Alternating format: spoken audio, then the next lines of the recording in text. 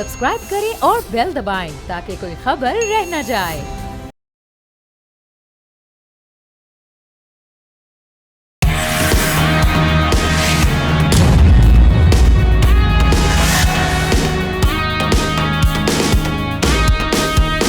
अस्सलाम वालेकुम नाजरीन, आप देख रहे हैं न्यूज़ पंच। मैं हूं आमना खटाना। अमेरिका में साल के सबसे अहम इंतखाबात जिसका बिगल बजने को तैयार है, वाइट हाउस तक पहुंचने की जंग अब आखिरी मराहिल में हमें दिखाई दे रही है कि बैटल ग्राउंड जैसे कि एरिजोना एंड जॉर्जिया समेत कई अमरीकी रियासतों में अर्ली वोटिंग का आगाज़ हो चुका है और पाकिस्तान में भी ये इंतखाबात ना सिर्फ मौजूद बहस बने हुए हैं बल्कि सियासी हलकों की नज़रें भी इन पर लगी हुई हैं। बाइडन के बैक ऑफ और 60 साल की जो कमला हैरिस हैं, इनका इस वक्त हम देख रहे हैं कि नेक टू नेक मुकाबला है। अगर मुस्लिम वोटर्स की हम बात करें तो अमेरिका में मुसलमानों की तादाद तकरीबन 35 लाख है, जिनकी अक्सरियत वैसे तो डेमोक्रेटिक पार्टी के हक में वोट देती थी, लेकिन अब मुस्लिम कम्युनिटी जो बाइडन की इजराइल के लिए मुसलसल हिमायत पर सख्त बरहम दिखाई देती है। इसीलिए बहुत से लोग रिपब्लिकन पार्टी यानी 78 साल डोनाल्ड ट्रंप की तरफ माइल होते हुए दिखाई दे रहे हैं। हम ये देख रहे हैं कि वैसे तो अमरीकी इंतखाबात पर मुख्तलिफ पोल्स और सर्वे सामने आ चुके हैं, लेकिन अल जज़ीरा में शाया करदा एक हालिया पोल, वो यहाँ पर हम कोट करेंगे, कामला हैरिस 50% वोटर्स के साथ लीड कर रही हैं। इस पोल में ट्रंप 49% पर है। जैसे कि हम बात करें कि नेक टू नेक मुकाबला और ये फ्लक्चुएट करता भी दिखाई देता है। फिलहाल लीडिंग मार्जिन बहुत कम दिखाई दे रहा है। पोल में ये भी सामने आया है कि ट्रंप के वोटर्स की अक्सरियत मेल वोटर्स के साथ 54% और 55% के साथ हैरिस के वोटर्स की अक्सरियत खवातीन पर मुश्तमिल है। अब देखना यह है कि 5 नवंबर को अमरीकी अपनी पहली खातून सदर का इंतखाब करेंगे या डोनाल्ड ट्रंप के दूसरे दौर का आगाज़ होगा। इस तमाम सूरत हाल पर सबसे अहम सवाल ये है, अमरीकी इंतखाबात के नताइज किस तरह पाकिस्तान और अमरीका के ताल्लुकात पर असर रखते हैं, क्योंकि माजी में भी हम यही सुनते आए हैं कि अमरीका के जो मामलात हैं पाकिस्तान में, एक उसके जो मामलात है उस पर बहुत ज़्यादा इम्पैक्ट रहा है शुरू से। वो चाहे आपकी खारजा पॉलिसी हो, वो चाहे आपकी माशी सतह पर हो, बहुत सारे एवेन्यूज़ जिस पे हमें कहीं ना कहीं रिलाय करना पड़ता है। और अब ये मामलात किस जानिब जाएंगे, ये ताल्लुकात आगे बढ़ेंगे मज़ीद, कौन सा उम्मीदवार जो है वो इनको मज़ीद हम देखेंगे कि बेहतर करेगा। मैं तारुफ करवा देती हूँ पैनलिस्ट का। एहतशामुल हक साहब, डॉक्टर दानिश, शहजादा जुल्फ़िकार, जाहिर शाह शहजादी हमारे साथ हैं। डॉक्टर साहब, आप अभी हालिया दौरा कर चुके हैं अमेरिका का। सबसे पहले तो मैं इस सवाल का जवाब तो आपसे लूँगी, अमेरिका में इस वक्त जो मामलात हैं उसका इम्पैक्ट क्या होगा इलेक्शंस का, लेकिन उससे पहले आपने झुकाव किस जानिब देखा, ख़ास तौर पे पाकिस्तानी वोटर्स का? दोनों में से कौन सा कैंडिडेट आपको ज़्यादा स्ट्रॉन्ग दिखाई दिया वहाँ पे? देखिए, ये जो इस वक्त सूरत हाल है दोनों नुमाइंदों के हवाले से बात, क्योंकि पाकिस्तान अमेरिका के अंदर 2 पार्टी सिस्टम है, एक डेमोक्रेट्स और एक रिपब्लिकन, और इसके अलावा थर्ड पार्टी होता है जिसमें इस वक्त तकरीबन कोई तो 21 थर्ड पार्टी कैंडिडेट हैं। और जाहिर है 538 इलेक्टोरल जो कॉलेज है उसके लिए इंतखाबात हो रहे हैं। अब रही बात कि मैं थोड़ा सा आपको पहले आदत शुमार दे दूं, फिर मैं उसकी राय देता हूं कि वहाँ पर क्या सूरत हाल है। मुसलमानों के वोटर्स के हवाले से आपने बात की, वो वोटर्स ये है कि council of American Islamic relation, ज़ाहिर है मेरी भी उनसे भी बात हुई थी, और उन्होंने जो इस वक्त दिया है अपना वोटिंग का तनासुब, उसमें कमला हैरिस को दिया है 29% वोट और ट्रंप को दिया है 11%। इसमें 65% वोट लास्ट टाइम जो था वो जो बाइडन के लिए था मुसलमानों का, और मुसलमानों का वो वोट जो है वो अब कमला हैरिस के लिए 29% है। तो उससे आप अंदाज़ा कर सकती हैं कि वो मुनासिब नहीं है कि 65 से 29 पे पहुंच रही हैं। अच्छा, अब इसकी वजह क्या है? और ट्रंप 11% पे हैं। अभी एक अहम तरीन मीटिंग की आपके ट्रंप ने अरबियन कंट्रीज़ के जो वहाँ पर जो मौजूद हैं लोग, और उस सिलसिले में उन्होंने सपोर्ट तो दिया है, लेकिन अभी भी जो रिसेंटली मुसलमानों का झुकाव है वो अभी भी कमला हैरिस की तरफ है। लेकिन 2 चीज़ बहुत ही इम्पॉर्टेंट है, वो ये है कि इज़राइल के हवाले से कमला हैरिस यानी और ट्रंप दोनों का झुकाव इज़राइल की तरफ है, और इस सिलसिले में मुसलमानों का गम गुस्सा ख़ास तौर पे जो इस दफ़ा आपके फ़लस्तीन के साथ हुआ है उसका रिएक्शंस बड़े पैमाने पे सामने नज़र आ रहा है। और उसका रिएक्शंस मैंने देखा अमेरिका में कि हर मुसलमान बहुत बड़ी तादाद में जो है उन तमाम चीज़ों का बाइकाट कर रहा है जो कि हम पाकिस्तान में हम नहीं देखते, लेकिन अमेरिका में हम देख रहे हैं। इवन के मुसलमान वोटर्स भी बाइकाट कर रहा है और दूसरे वोटर्स भी। लेकिन एक बहुत इंपॉर्टेंट है कि ट्रम्प जो इमिग्रेंट के खिलाफ उनका जो रुझान है, बहुत बड़ा कमिटमेंट है उनका, जिसकी बुनियाद पर उनको लास्ट टाइम भी नुकसान उठाना पड़ा था। इस दफ़ा भी ये देखने को मिल रहा है कि इमिग्रेंट के हवाले से जो मुख्तलिफ इमिग्रेंट है, चाहे वो मुसलमान है चाहे नहीं है, उनका झुकाव भी कमला हैरिस की तरफ नजर आ रहा है। ठीक है डॉक्टर साहब, I get back to you, और मैं इस सवाल का जवाब भी आपसे लूँगी कि जो अमरीकी इंतखाबात किस तरह से इम्पैक्ट करें पाकिस्तान को। मैं अगले पैनलिस्ट से जाने बढ़ती हूँ। एहतशाम साहब, आपने भी अभी हालिया दौरा किया है, ज़ाहिर है आप वहाँ के जो ज़मीनी हक़ाइक़ हैं उनसे बखूबी वाकिफ़ होंगे। अभी क्या मामलात हैं वहाँ पर, किस तरह से देख रहे हैं इलेक्शंस में, कौन सा कैंडिडेट आपको अभी हावी दिखाई दे रहा है? अब ना बुनियादी चीज़ तो इस वक्त ये है कि जो सारी दुनिया कह भी रही है, लिख भी रही है कि ये 2024 का जो अमेरिका का इलेक्शन है, this is going to be one of the most controversial election in the American history. और वायलेंट भी कैसे हो सकता है, और किसी हद तक तो आपने वायलेंस देख भी लिया है जिस तरह डिबे चलाए गए। देखिए अब सूरत हाल इस वक्त ये है कि ये पहली दफ़ा हो रहा है। अब देखें ये भी अमेरिका की तारीख में हुआ कि 2 असैसिनेशन अटैम्प्ट जो है वो ट्रम्प पे हो चुकी है। कैनेडी पे हुई थी, वो चला गया था, मुझे याद है 40 बरस पहले मैं अमेरिका में था उस वक्त जब ट्रम्प के ऊपर ये हमला हुआ था, बच गया। ट्रम्प नहीं सॉरी रेगन के ऊपर हमला हुआ था प्रेसिडेंट पे, वो बच गया था, गोली लगी थी उसको। देखिए अब सूरत हाल इस वक्त यह है कि 75% लोग जो है ना वो जो इस वक्त अमरीकी है वो समझते हैं हमना कि उनका मुल्क गलत ट्रैक पर चल पड़ा है। इतनी मायूसी है, लोगों को नहीं समझ आ रही क्या किया जाए। और डॉक्टर साहब भी हो के आए, मैं भी हो के आया हूँ, जो इकोनॉमिक कंडीशन इतनी बुरी हो गई है कि जितने लोग परेशान हैं शायद पहले कभी भी नहीं थे। अब सवाल यह है कि इस इलेक्शन में फौरी तौर पे जो क्या हो सकता है। देखिए वो जो 7 स्विंग स्टेट्स भी ना, उनमें अब 4 स्टेट पे कहा जा रहा है कि अब मुकाबला बहुत ज़्यादा होगा। उनमें आ गई मिनीसोटा, मिशिगन, विस्कॉन्सन और पेंसिल्वेनिया हमने कहा जा रहा है बैटर ग्राउंड ये बढ़ेगा, यहाँ के ज़्यादा वोट बहुत ज़्यादा हैं और यहाँ से पता चलेगा कि किसने जीतना है। वैसे तो लम्हा ब लम्हा आप देखने हैं कि ऊंच नीच हो रही है। थोड़ी देर पहले ट्रम्प जीत रहे थे, फिर कमला हैरिस जीतना शुरू हो गई, तो ये सख्त मुकाबला रहेगा। मुश्किल है कोई भी। अब अगला सवाल ये है कि जी पॉलिसी तो देखें, वही रेडिकल पॉलिसीज, इकोनॉमिक पॉलिसीज़ होंगी जो कॉर्पोरेट सेक्टर को फ़ायदा देने की बात की ट्रम्प की, और थोड़ा सा लोगों की अशकसोई करेंगे। और इनका बारे कामला के बारे में यही कहा जा रहा है स्टेटस को होगा, वही जो बाइडन की पॉलिसियाँ आगे लेके जाएंगी। दोनों जिस तरह दानिश बता रहे हैं, इजराइल नवाज है, पर आपको याद है पहले दौर में तो आपने देखा था ट्रम्प ने, किसी ने नहीं किया था, जो अपनी एम्बेसी जो है ना वो शिफ्ट कर दी थी, यरूशलेम ले गए थे तल अवीव से, उस पर बहुत तनकीद हुई थी। अब अगला सवाल ये किया जा रहा है कि जी एक तो है कि ट्रम्प के बारे में लोग जिस तरह बार बार कितनी ज़्यादा गाली गलोच और उसको फासिस्ट कहना शुरू कर दिया, और वो उसका इंटरव्यू आमना जो सब जगहों में मशहूर हो रहा है, जिसकी वजह से सेटबैक होगा और हो रहा है अपना ट्रम्प को, वो ये उसने कहा एक जगह पे, उन्होंने कहा I will use the army to destroy my political opponents. तो लोग परेशान हो गए कि ये क्या बात कर रहे हैं। पहले तो लग रहा था उनके बारे में भी कि वो आएंगे तो उनके अंदर एक वेंजेंस वाला एलिमेंट पाया जाता है, तो वो आके अपने जो पॉलिटिकल हरीफ हैं। और आखिरी बात आमना जो इम्पोर्टेंट बात है, अभी आप सोच रहे हैं पाकिस्तान के बारे में, मैं थ्रू आउट इसको वॉच करता रहा हूं। मैं आपके पास नहीं आऊंगी, हम इस सेगमेंट में पाकिस्तान, किसी कैंडिडेट ने पाकिस्तान का नाम ही नहीं लिया आमना। वैसे तो आपको सवाल का जवाब इसमें मिल गया, लेकिन मैं इसकी रीज़न भी जानना चाहूँगी। अभी शाह साहब की जानिब चलते हैं। शाह साहब, ये अभी जो कैंपेन को देखते हुए या जो हम इस वक्त मीडिया पे सारे मामलात चल रहे हैं, अब आपको इस वक्त मुसलमानों के हक़ में किसकी पॉलिसी में थोड़ी लचक दिखाई दे रही है दोनों कैंडिडेट्स में?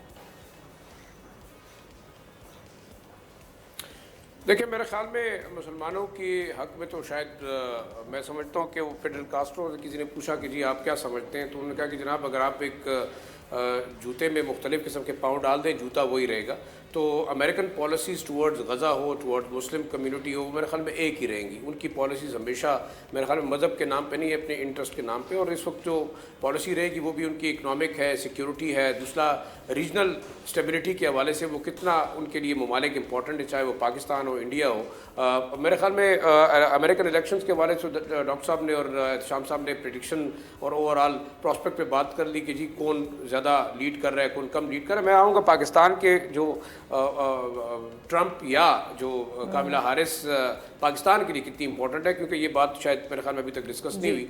मैं ये समझता हूँ कि देखिए ट्रंप को अगर पिछले दौर में देखें तो पाकिस्तान के खिलाफ उसकी पॉलिसीज़ काफ़ी वायलेंट रही। 1.3 बिलियन डॉलर जो काउंटर टेररिज्म ऐड थी उन्होंने वो कट डाउन कर दी। इस दफ़ा भी अगर ट्रंप जीते तो कुछ लोगों का ये ख्याल है कि शायद उनके जो पिछला इंटरेक्शन था बानी पीटीआई के साथ वो एक लिहाज से पाकिस्तान के लिए अहम होगा और वो शायद एक सॉफ्ट कॉर्नर होगा। लेकिन मैं ये समझता हूँ कि अगेन अगर आप देखें तो ट्रंप की पॉलिसी अगर वो जीतते हैं तो टूवर्ड्स चाइना बड़ी हॉस्टाइल रहेंगी और पाकिस्तान को रिविजिट करना होगा अपने इकोनॉमिक और सिक्योरिटी टाइज, और शायद पाकिस्तान अंडर प्रेशर भी रहेगा जब अगर इन केस अगर ट्रंप साहब जीतते हैं तो जो कि शायद एक्सपेक्टेड भी है कि शायद वो लीड कर रहे हैं। दूसरा देखिए जो उनकी टुवर्ड्स इंडिया एक पॉलिसी कोड पॉलिसी जो थी वो उस तरह से अगर देखा जाए तो वो मेरे ख्याल में डिफेंस टाइज विद इंडिया अगर ज़्यादा होते तो फिर भी पाकिस्तान को जो है वो देखना होगा। सी पैक का इशू होगा, BRI का इशू होगा, अफगानिस्तान का इशू होगा, तो पाकिस्तान अंडर प्रेशर रहेगा इन केस जो है वो अगर ट्रंप जीते हैं। दूसरा टाइम कम है तो मैं जल्दी बात करूंगा। दूसरा कामला हैरिस अगर देखें तो वो कंटिन्यूएशन ऑफ आपकी जो बाइडन की पॉलिसीज है उसके ऊपर जा रही है। तो अभी देखिए हाल ही में जो 101.1 मिलियन जो एड थी पाकिस्तान की उन्होंने सपोर्ट किया। दूसरा जो green alliance US Pakistan green alliance है उसमें क्लाइमेट चेंज और डिजास्टर और दूसरा जो रिन्यूएबल एनर्जी के हवाले से कामिला की पॉलिसी जो है वो शायद पाकिस्तान के हक में रहेंगी। तो अगर वो जीतती है तो शायद पाकिस्तान एक्सपेक्ट कर सकता है कि वो बेहतर ताल्लुकात होंगे अमेरिका और पाकिस्तान के। आखिरी बात शायद एक जो पाकिस्तानियों को खतरा है वो है बिकॉज ऑफ कामिला का जो इंडियन ओरिजिन है वो उससे कि शायद वो इंडिया की तरफ वो टिल्टेड रहेंगी, पाकिस्तान के लिए जो है वो पॉलिसी जरा सख्त रहेंगी, वो एक ऐसा नेगेटिव फैक्टर है। लेकिन मैं ये समझता हूँ कि अगेन अमेरिका की जो पॉलिसी है वक्त की कमी में अगले पैनलिस्ट की जानिब बढ़ती हूँ। जुल्फ़िकार साहब, ये बाइडन इंतजामिया के इस दौर में हम देख रहे हैं कि एक पूरे खित्ते को इन्होंने इस वक्त आग में और जिस तरह से जंग में झोंक दी है, इन मामलात को देखते हुए आपको नहीं लगता कि इस बार ऑब्वियसली वहाँ पे मुसलमानों की वोटर्स की तादाद भी एक बहुत बड़ी तादाद है जिनको हम देख रहे हैं, और उसके अलावा भी इस मज़हब से हट के भी जिस तरह से वहाँ पर हम देखते रहे कि एहतजाज होते रहे उसमें हर मज़हब से ताल्लुक़ रखने वाले अफराद भी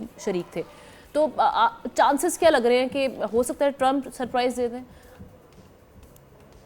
देखिए जो बात फॉरेन पॉलिसी की, अमेरिकन फॉरेन पॉलिसी की बात है, उनकी फॉरेन पॉलिसी में कोई वो जेर जबर का फर्क जरूर हो, इफ एंड बट्स का हो, अदरवाइज पॉलिसी आपके कामला आ जाए या आपके मद मुकाबिल उनके जिनका हम कहते हैं कि वो आकर कोई थोड़ा बहुत जो है वो बानी PTI के लिए शायद बेहतर साबित हो, ट्रंप और जो कुछ उन्होंने करना है वो एक अलग।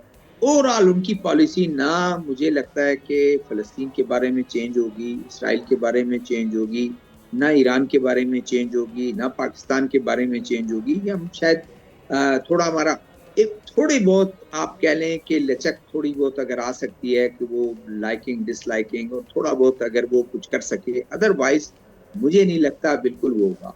यस, एक चीज़ ज़रूर दोनों में से कोई भी आता है,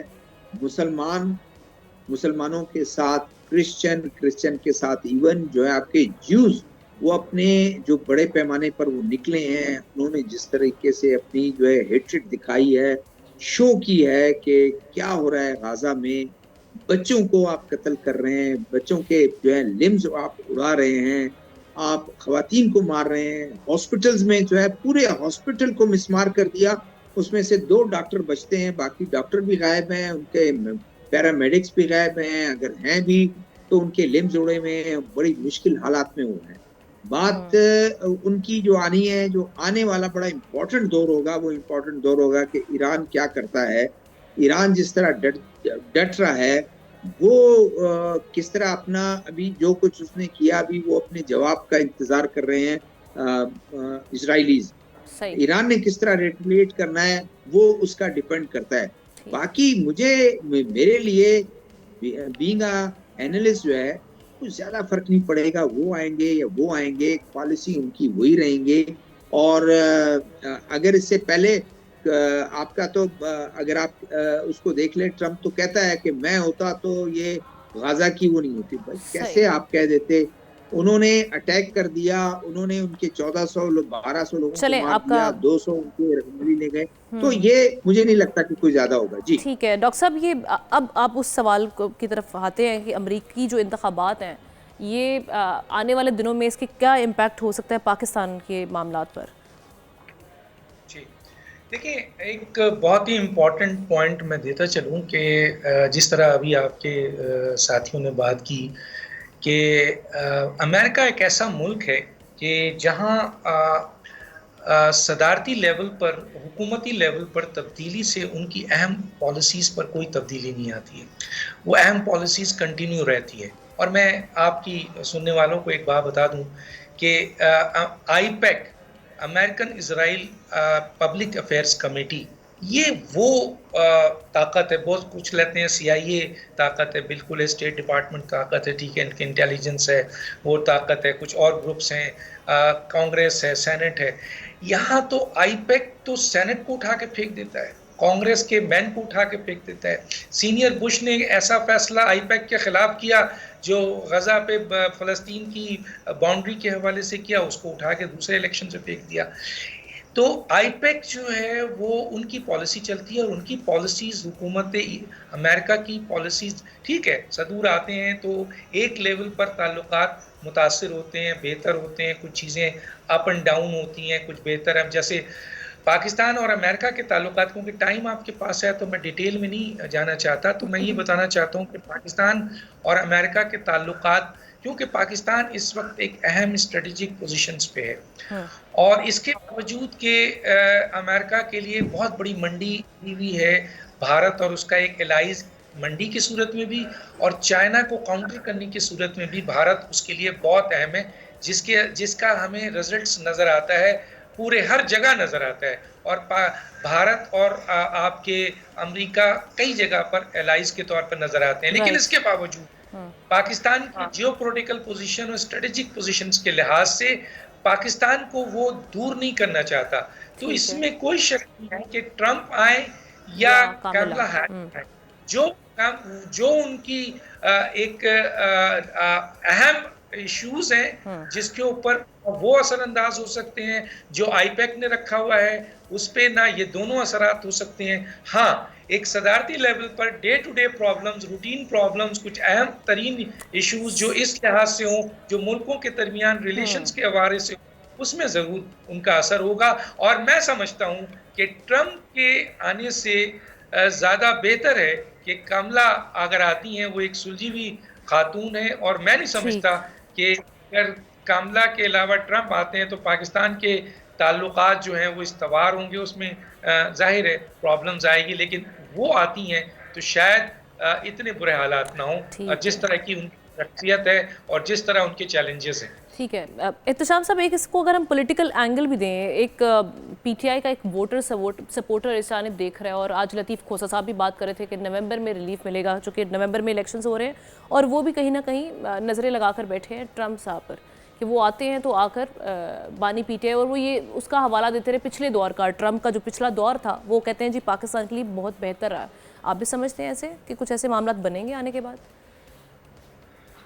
देखिए, एक लिहाज से तो हम ना थोड़ी सी उम्मीद की जा सकती है, क्योंकि हमने देखा 4 साल बाइडन के जो गुजरे हैं उसमें तो टोटली पाकिस्तान को इग्नोर किया गया, क्योंकि कन्वर्जेंस ऑफ इंटरेस्ट हमारा रहा ही नहीं। सिर्फ काउंटर टेररिज्म एक इशू है जिसके ऊपर हमारा कोऑपरेशन है, बाकी छोटी छोटी चीज़ों पे वो ऐलान कर देते हैं, दहशतगर्दी है, फिर एनर्जी में आपको आप सपोर्ट कर देंगे, एजुकेशन प्रोग्राम आपका ये हो जाएगा, लेकिन बुनियादी तौर पर उनका इंटरेस्ट नहीं है।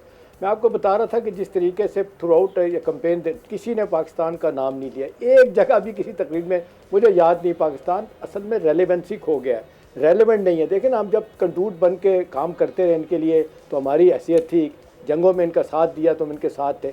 अब हमारा साथ हो सकता है 2-3 बुनियादी चीज़ें हैं जिस पे अमेरिका, अब तो मेरा ख्याल है बताने वाली बात है कि अमेरिकन बड़ा खुल के हमारे ख़िलाफ़ कुछ बातें कर रहे हैं। एक तो हमारे न्यूक्लियर और मिसाइल प्रोग्राम पे उनको तहफ़्फ़ुज़ात हैं कि जी ये 2700 किलोमीटर से आगे जा रहा है, और दूसरा ये है कि वो कहते हैं कि जी चाइना से बिल्कुल डिसोसिएट कर दें।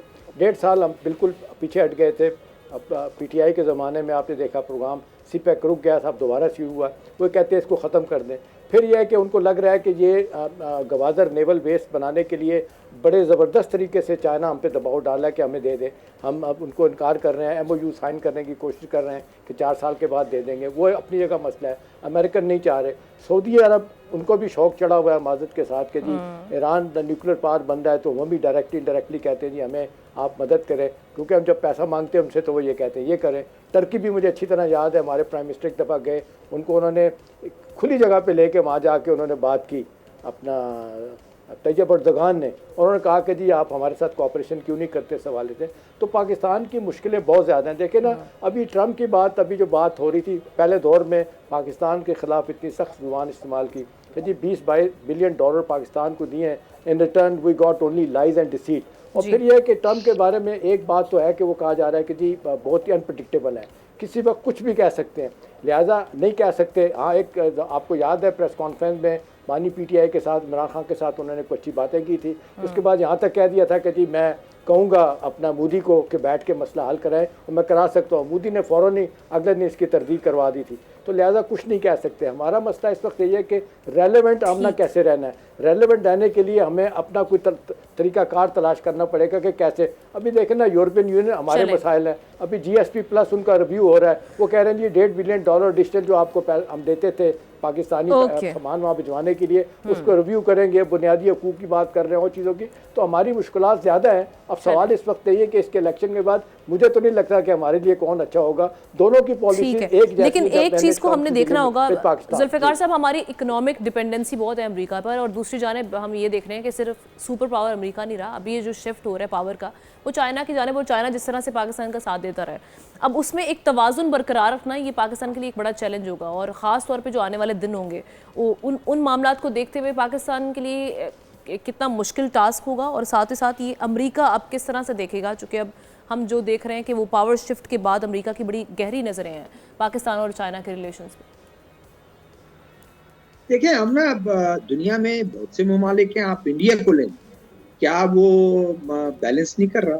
अमेरिका के साथ भी उसने किया हुआ है, रशिया के साथ भी किया हुआ है, ईरान के साथ भी उसका तेल खरीद रहा है। बैलेंस करना पड़ता है। आपकी ये बात दुरुस्त है कि आपकी पोजीशन क्या है, आपका वेटेज क्या है।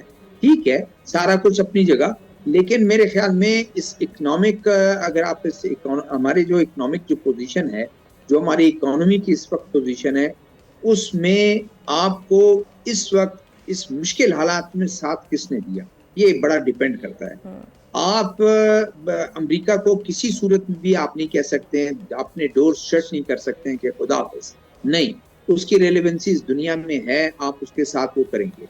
आपने चाइना ने और सऊदी अरब ने इस IMF के अभी जो लोन है इसमें आपकी बड़ी मदद की, और कंटिन्यूस जो है वो मदद होता रहा है। अभी प्रेसिडेंट जरदारी साहब जा रहे हैं, अभी से आप देखें एनालिसिस क्या है कि जरदारी साहब जा रहे हैं, कहेंगे क्या, प्राइम मिनिस्टर हमारे जाते हैं कहते क्या हैं, उनके लोग, अभी उनका एक मिनिस्टर आया हुआ है और सरमायाकारी के जो उनकी बातचीत इधर हो रही है, और उनके साथ पीपल्स पार्टी की लीडरशिप बात कर रही है, आपके PMNN के लोग बात कर रहे हैं, हमारे प्राइम मिनिस्टर अभी गए हैं सऊदी अरब, क्या बात हुई। तो ये आपने बैलेंस करना है। आपने बहुत क्रिटिकल एक इशू आता है टेररिज्म का, वो इल्जाम लगाते हैं कि आप बिल्कुल खुल के साथ नहीं दे रहे हैं, आप ये, वो एक अलग बात है। वो जहाँ तक इकोनॉमी की बात है तो जाहिर है आपको बैलेंस करना पड़ेगा, और मेरे ख्याल में पावर शिफ्ट की जो बात है वो बिल्कुल उस तरफ जा रहा है। रशियंस के अभी जो वो स्पीकर आई हुई थी, और जो उन्होंने जिस तरह उनकी एंगेजमेंट रही, जिस तरह उनको तकारीर की गई, मेरे ख्याल में आपको रशिया के साथ भी ताल्लुकात अपने बेहतर अंदाज में इस्तेवाल करने पड़ेंगे। जी, मिडिल ईस्ट के जो इस वक्त मामलात हैं, और उसमें जो ईरान के साथ जो एस्केलेशन बढ़ी है शाह साहब, उसमें ईरान चूँकि पाकिस्तान का हमसाया भी है, तो पाकिस्तान की अगेन वो जो स्ट्रेटेजिक या पोजीशन है इस वक्त, वो बहुत अहम है अमेरिका के लिए। अमेरिका चूँकि पाकिस्तान की जानिब भी देखेगा कि पाकिस्तान का रिएक्शन क्या होगा इस सारे मामलात में, और किस तरह से पाकिस्तान किरदार अदा कर सकता है, तो ये इस मामले पे भी ज़रा रोशनी डालिएगा।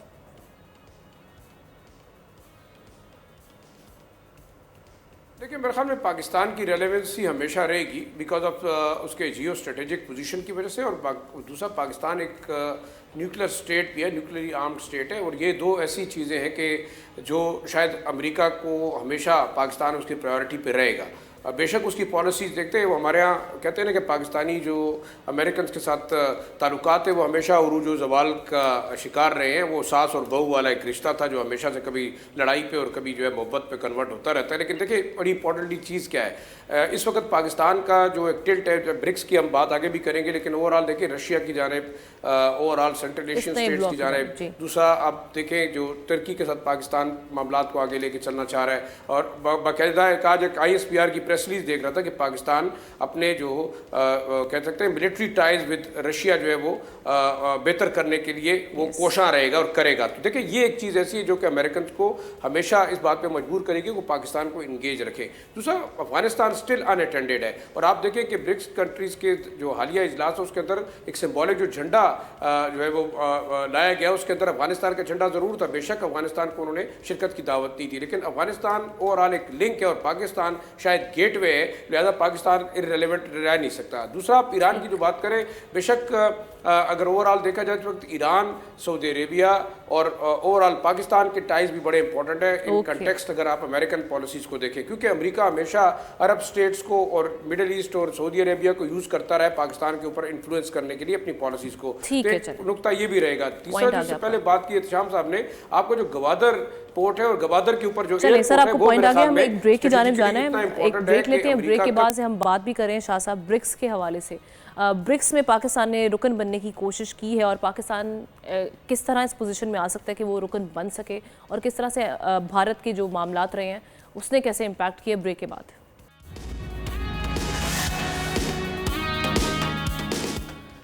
Welcome back. ब्रिक्स आलमी सतह पर तरक्की पजीर ममालिक की मुआवनत का एक अहम प्लेटफॉर्म है। आगाज़ में इस ग्रुप में Brazil, Russia, India, China, south Africa शामिल थे, और उसके बाद 2010 में साउथ अफ्रीका की शमूलियत के बाद इसे ग्रुप्स ब्रिक कहा जाने लगा। इसके क़याम का जो हम देख रहे हैं कि इसके जो मामलात हमारे सामने रहे हैं, ये एक तवाना आवाज़ और नुमाइंदगी को यकीनी बनाता है। 2014 में ब्रिक्स ममालिक ने $250 अरब के फ़ंड से न्यू डेवलपमेंट बैंक कायम किया ताकि उभरती हुई अक़वाम को तरक्की के लिए कर्ज दिया जा सके। एक तवील अरसे तक मगरबी ब्रिक्स को क्रिटिक्स एक गैर अहम तंजीम समझते रहे हैं, लेकिन गुज़श्ता हफ्ते रूस में होने वाले ब्रिक्स के सालाना इजलास ने इस तासुर को गलत साबित कर दिया, जिसमें हम देख रहे हैं कि UN के सेक्रेटरी जनरल समेत 36 ममालिक के रहनुमा शरीक हुए। इस मौके पर ऑफिशियली मिस्र, इथोपिया, ईरान और मुत्तहिदा अरब इमारात को ब्रिक्स की रुकनियत दी गई, लेकिन भारत ने रवायती हट धर्मी का मुजाहरा करते हुए पाकिस्तान की मुखालफत की और रूस की तमाम तर कोशिशों के बावजूद पाकिस्तान इस तंजीम की रुकनियत हासिल करने में नाकाम रहा। अगर पाकिस्तान ब्रिक्स में शामिल हो जाता तो डेवलपमेंट बैंक के तहत कर्ज भी हासिल कर सकता था। अब एक तो सवाल ये है कि पाकिस्तान के जो ब्रिक्स में शामिल होने की राह में भारत के अलावा और चैलेंजेस क्या हैं, किस तरह से पाकिस्तान उस पोजीशन में आ सकता है कि वो ब्रिक्स की रुकनियत हासिल कर ले, और कितनी इंपॉर्टेंट है ये देखते हुए। जी एहतशाम साहब। देखिए, हम ना ब्लॉक पॉलिटिक्स में ख़ास तौर पे रीजनल जो ट्रेड है ना, इसकी बड़ी अहमियत है। अगरचे हम देख रहे हैं तो सारे बड़े बड़े मुल्क हैं, ब्राज़ील किधर है, चाइना कहाँ पे लेके इंडिया, लेकिन क्योंकि बड़े मुल्क हैं वहाँ पे इकोनॉमी उनकी बड़ी स्ट्रॉन्ग है, लिहाजा उनका कॉपरेशन बड़ी अच्छी तरह से आगे चल सकता है। बुनियादी तौर पे सारे इक़्तिसादी और ट्रेड के सब के जो है ना अपने अहदाफ हैं। अभी पाकिस्तानी कॉन्टेक्स्ट में एक तो अभी जिस तरह बता रही, बहुत अच्छी बात हुई कि रशिया की गवर्नमेंट ने जिस तरह सपोर्ट किया कि जी पाकिस्तान को भी शामिल किया जाए। आजकल पार्लिमानी वर्ष पाकिस्तान में आया, उन्होंने भी कहा कि जब चाइना से मुझे ज़ाती तौर पे लग रहा है कि जो तवक्कुआत थी वहाँ पे आवाज़ आनी चाहिए थी, उतनी आवाज़ वहाँ से नहीं आई कि पाकिस्तान को मेंबर बनाया जाए। देखिए, हम ना ये जो आसियान कहते हैं मॉडल सबसे कामयाब मॉडल है। थे 10 मालिक इसके मेंबर हैं, जिस तरीके से छोटे मालिक को भी उठा के कहाँ से कहाँ ले गए। फिलिपीन, वियतनाम, कंबोडिया की मिसाल दी जाती है कि उनकी इकॉनमी बहुत बेहतर होगी सिवाय बर्मा के, क्योंकि वहाँ पे मिलिट्री रूल अपने मसाइल हैं। अदरवाइज़ इसका बड़ा फ़ायदा हुआ। हमारे यहाँ तो हिंदुस्तान की वजह से आप देख लें सार वो चला ही नहीं, आने नहीं दिया उसको आगे। अब सवाल ये है कि जी मामला कैसे ठीक होगा। देखिए, इसको एक नुक्ते पे फोकस करूँगा हम ना कि ये हमारी जो बायलैटरल हिंदुस्तान के साथ ताल्लुकात है ना, इसमें एक था आने की ज़रूरत है, इसमें अच्छा होने की ज़रूरत है। जे शंकर होके गए, उन्होंने कुछ सुना है, प्राइवेटली वादे किए हैं कि वो वहाँ पे बहुत पसंद हो गए, उनसे जान छूट जाएगी तो हम इस तरफ आएंगे, क्योंकि हिंदुस्तान का बहुत ज़्यादा प्रोफाउंड इंटरेस्ट है कि वागा के तो है, उनकी इकॉनमी बड़ी मजबूत है। जी हम भी ये कर सकते हैं, प्रोवाइडेड ये करें। पाकिस्तान ने क्योंकि पाकिस्तान हमेशा चलें। मुशर्रफ के ज़माने तक कहता रहा नहीं पहले कश्मीर पे बात करें, वो कहते थे ट्रेड, हमने ट्रेड को छोड़ के कॉम्पोजिट लगा के आठ हमने उनसे अपने क्या कहते हैं राउंड किए, लेकिन बात नहीं। अब देखिए एक मौका आया था। चले सर, आपको पॉइंट आ गया, वक्त कम है, मैं चाहूंगी अगले कंटेस्टेंट की जानिब चलते हैं। जुल्फ़िकार साहब, ये पाकिस्तान को अब क्या करना चाहिए? चाइना से ही वो हमें करना चाहिए कि भाई ये शायद हमें वहाँ पे सपोर्ट कर सकें। रशिया ने तो कोशिश की लेकिन वहाँ पे आड़े आ गया हमारे भारत। देखिए, ये मैं इसको ये समझता हूँ कि एक अटेम्प्ट किया पाकिस्तान ने और पाकिस्तान के हक में रशिया बोला ये आपकी कामयाबी है। ऐसा हम हमेशा उसको देखते हैं कि रुकनीत नहीं मिलती, रुकनीत अगली दफा मिल जाएगी। रुकनीत जो है कोई उसमें आप उसमें कंटेस्टेंट तो हुए, शामिल तो हुए, भारत ने किया, भारत से हम यही एक्सपेक्ट कर सकते थे। चाइना ने अगर कोई ज्यादा आपका केस प्लीड नहीं किया भी वजूहत हो सकती हैं। चाइना के दूसरे जो हमारे साथ एक उनका कॉपरेशन है हर फील्ड में, उसको मद्देनजर रखना चाहिए। मैं समझता हूँ कि बिल्कुल ये ठीक है कि अगर इस दफ़ा अगर मिल जाती बहुत बड़ी एक सक्सेस होती, लेकिन पाकिस्तान वैसे ही आप शंघाई कोऑपरेशन ऑर्गेनाइजेशन की 17 साल बाद एक बहुत बड़ी एक प्लेटफॉर्म जो है उसको उसका सेशन जो कामयाब कराने में कामयाब रहा है, ये भी उसकी एक कामयाबी है और हो जाएगा नेक्स्ट उसमें। लेकिन पाकिस्तान को ज्यादा तवज्जो देनी चाहिए रशिया के साथ अपनी कोऑपरेशन पे।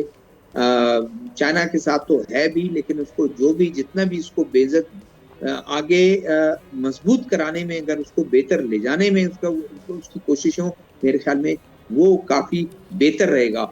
ये इसकी मेंबरशिप इस दफा नहीं मिली, नेक्स्ट उसमें मिल जाएगी। आई होप कि अगली दफा जो है वो अपने लिए गैदर कर सकेगा, एमास कर सकेगा, गार्नर कर सकेगा सपोर्ट और कोऑपरेशन, जिसके जो बुनियाद पर उसको मिल जाएगी।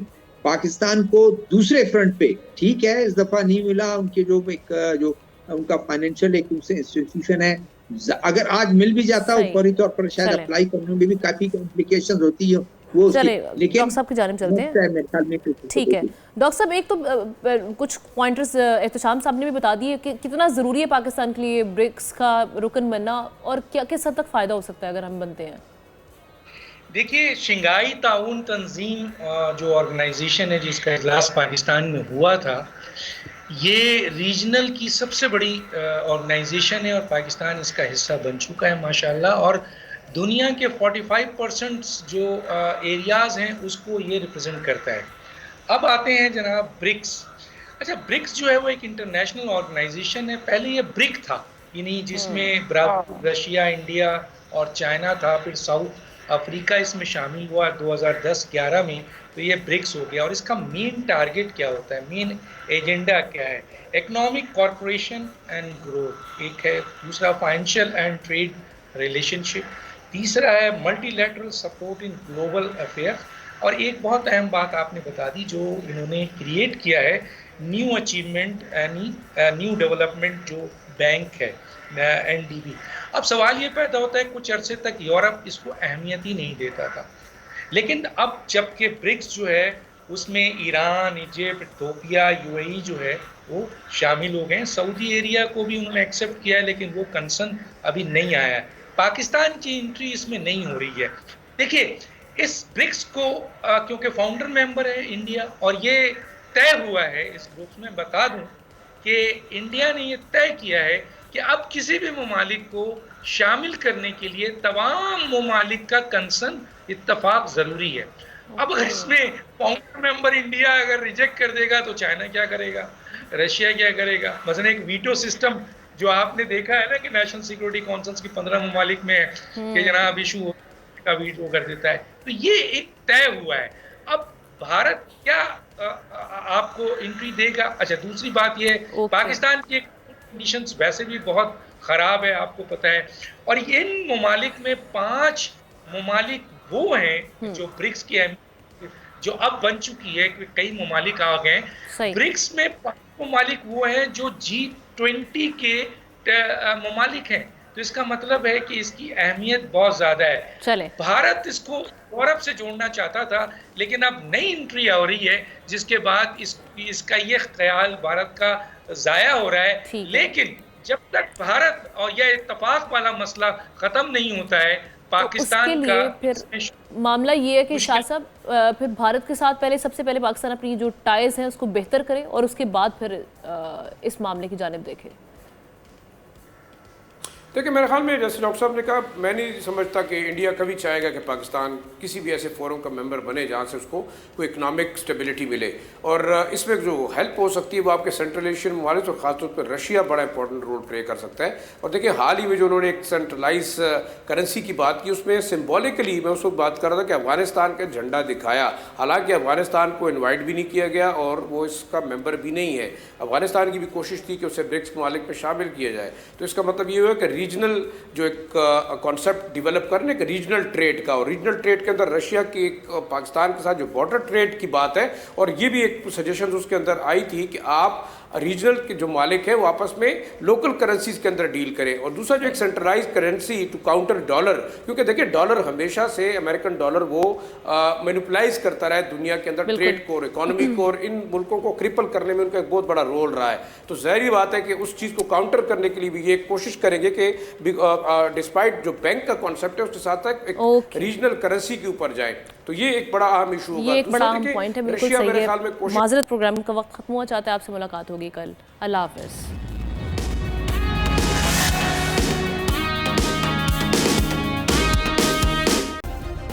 सब्सक्राइब करें और बेल दबाएं ताकि कोई खबर रह न जाए।